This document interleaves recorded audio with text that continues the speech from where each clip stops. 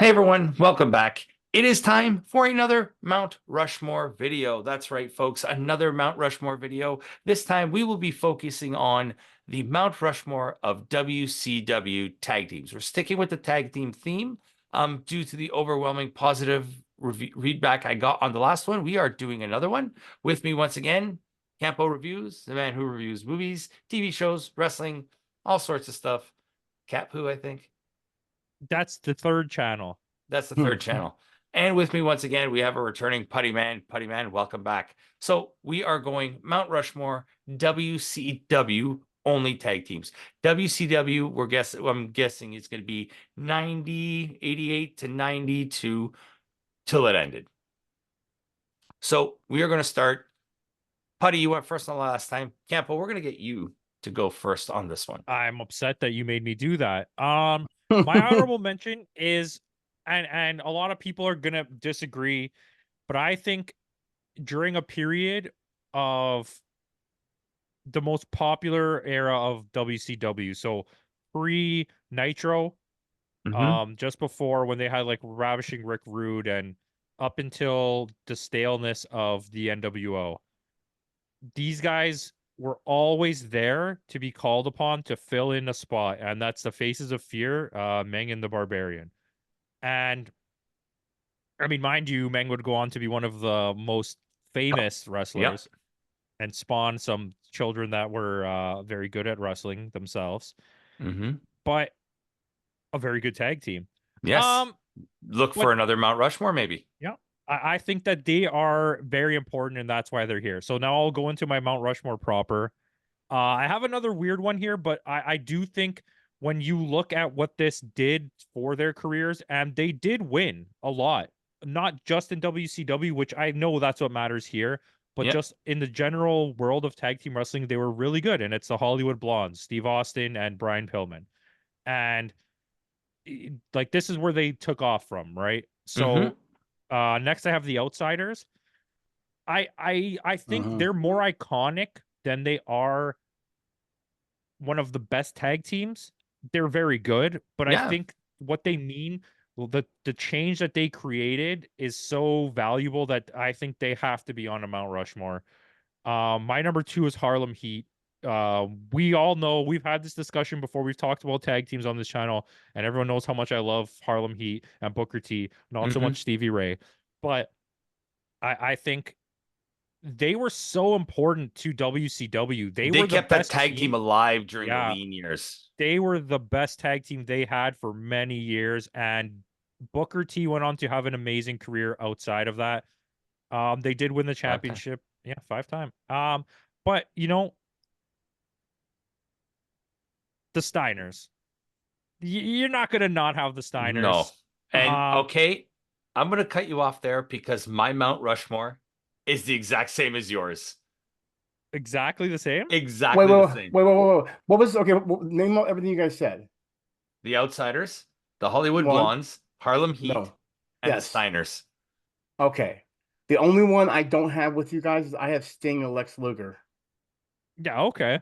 Okay. Well, so Sting and Lex Luger, I have Sting and Lex Luger, the Outsiders, Harlem Heat, but hold on. You got to Brothers. tell your list because you got to talk about it. So the Steiners are just the Steiners, and without the Steiners, we don't get Braun Breaker or Steiner math.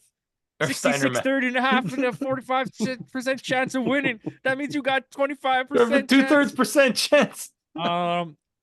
That's my Samoa Joe is champion though in AEW though. Yeah, that is my Mount Rushmore. Because fantastic. I invented this show. Yes, he did. Making JD go next. Yes. So I have the exact same Mount Rushmore as you, Campo. The Outsiders, just because they injected fresh blood and freshness to WCW. They tipped the scales of power in the Monday Night Wars. They were part of the NWO. They started the NWO. Oh, I just realized something too with the Outsiders too. They were incredible. I'll come back to it when I talk about mine. Go ahead. So my honorable mention is probably who you're thinking of. It's Scott Norton and Buff Bagwell. No, he doesn't know what that is. That's a good tag team though. Yes, Vicious and Delicious they were called. And you know what? They could have went for a really long time had they not Yeah. been forcefully like taken apart. Mind you, Scott course. Norton went on to win the IWGP. GP, yes. Oh, I mean, He had a good run in New Japan, Scott Norton, great. with Fake Sting. Yeah, I mean, NWO Japan was really popular. Yeah. So that's the only difference. I was kind of hard pressed. I wanted to put the Nasty Boys on there as well. I did too, but I think the peak of Nasty Boys is not even in WCW. It's like JCP-ish, Yeah. like territories. AWA, Smoky Mountain. Yeah. And then like they were still good there, but they were a lot older, right? Like you Yeah. could see it when they came in with Hogan, they were all like sloppy and like, Yeah. I'm surprised no one picked Public Enemy. Public Enemy, that might be on another Mount Rushmore. On WECW. Go ahead, Putty. Well, again, like I said, I got the Steiner Brothers, Harlem Heat, the Outsiders, Sting, and then Sting and Lex Luger. The Outsiders. Well, I wanted to break up the whole thing of the Outsiders because that was the only time they started is when they invaded WCW, right? That's when the Outsider name came in, right? Yep. Yeah. Because they were outsiders invading. Yeah, that's what I thought. See, here's my thing. It's so funny how Meta NWO did way better, but then it came full circle even in the end. Because if you think the Outsiders came over from WWE and did that whole takeover from other characters from another world. But then all of a sudden, at the same point when WCW got bought out, they pretty much did the same damn thing when they reversed it and took over to WCW over to WWE. But it was just a different takeover, like his son kind of situation. You know what I mean? It was a weird, different way of saying it. But I'm always just the thing is, the Outsiders and NWO didn't come in until a year later because they had guaranteed contract money. And they also sucked. Yeah. In WWE, yes. Yeah. But I didn't. Okay, so here's the controversy, and this is the funny part. We had a conversation about one of these wrestlers, and it's more the moral values of what they did as a real person, not behind the actual, wrestler. You know what I mean? And the reason I say that is because I mean there was a lot of good matches, so it's an honorable mention. Chris Benoit and Dean Malenko. I mean, they just the only thing I would discredit that for is they didn't team for long enough. Well, I get it. But they were really good. Yeah, and they're both products of the coming up through like the Indies, ECW, Japan, like it was all that kind of stuff. Yeah, Mexico. Yeah. So yeah, I mean, you would throw Eddie in there with them. Sting and Lex Luger's a really good one. Yeah, because they were super popular. It's funny because they were a tag team for a really long time, but they didn't really have a lot of tag team matches. Well, isn't that so weird? Which is they were kind of like that version of the Mega Powers. To go back on, it was their Mega Powers. That's exactly what I was about to say. That's what I said because they pushed it so much, just like they did with Hogan thing, and it worked too because Lex being so big and everything, and then with Sting being that whole, but because they were still a tag team when Sting went on his hiatus before he became Crow Sting, right? Yeah. You could make the argument. I mean, not really that they're good, but you could make the argument for what's his name? Freaking Jimmy Watermelon, the football player. Mongo McMichaels and Chris Benoit tag teamed a lot when they were both in the Fantastic Four. The Fantastic Four. Fan-4-stick. Fan-4-stick. Fraggle stick car. Yeah, Fraggle stick car. The Giant and the Yeti. No, who did the Giant tag with? Remember, was it Lex Luger? Yeah, I think he tagged with Lex for a bit. Yeah. He was also in a partner for a while. He was also when he was with the Dungeon of Doom. Was it him and Kevin Stevens? Not Kevin Stevens. Kevin Sullivan. When you say Giant, are we talking about Big Show Giant? Yeah, the Big Show. I think it may have been Kevin Sullivan. Yeah. Yeah, I mean, I would have loved to have seen more like Eddie and Chavo team up, or what's his name? Chris Jericho get a partner for a while. Like there was a pretty good team out of Raven's flock. Was it Perry Saturn and Lodi? Lodi maybe, and then there was also, oh my God, there's so many people in Oh, there was WCW. what's his name with the eye patch?